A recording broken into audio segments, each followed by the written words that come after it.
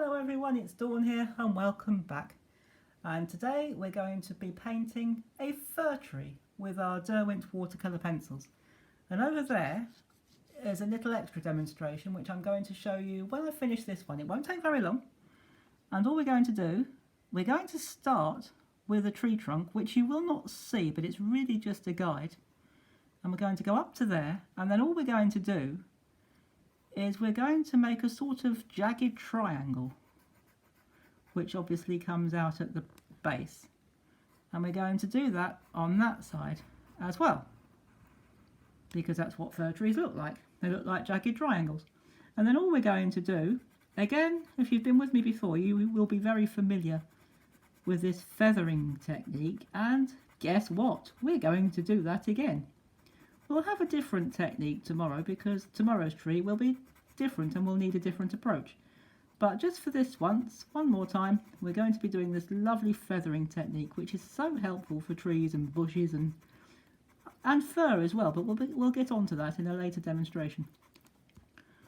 And so we're just going to go all the way up to the top like that, but we're going to overlap these lines so that we haven't got straight lines. We want nice ragged natural looking lines. We don't want straight lines because they don't appear in nature. So we're going to keep doing that, and we're just going to use this line really as a guide. And as you can see, as you do this feathering, it disappears. The line disappears and gives you this lovely feathered textured look. So we'll just keep on doing that just for a minute. And we are going to very lightly blend it with just a little water once we've covered the whole area. Make it quite thick, especially at the base. So we're going to do that, cover it really thick. Down here, give it an extra shove, so to speak. And then what we're going to do is going to take a very damp, or slightly damp I should say, brush. What you do, I'll bring my mug in. You dip the water in like that, and then you just wipe off the excess on the edge of your cup, or if you've got a tissue handy or some kitchen towel, you can wipe it on that. But I haven't, so we're going to do it that way. And I'm going to start at the top and just very gently stroke down so that we keep in all this wonderful texture. And I'm not going to re-wet the brush, I'm going to use the water that's on this brush to do the whole tree. It's only a little tree because it's only a little painting. But that's all you need to do, and you have a wonderful textured tree. And this little bit over here, I'm coming to that right now, this is going to be a forest of these wonderful fir trees off into the distance. I've already done some longer feathering like that, and we're going to press a lot lighter than this because this is in the distance. And then what we do to replicate the branches, we shade in a horizontal, just a horizontal shading. But what we do need to do, we need to make sure that we've got these lovely feathery bits at the top, just like that. We do need to keep them there. So we'll just do a bit more shading, just like that. Just again, make sure they've got those lovely jaggedy feathery bits at the top, just like that.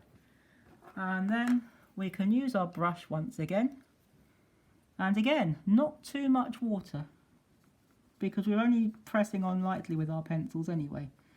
But we do need to make sure that it's a nice feathery jagged edge, just like that.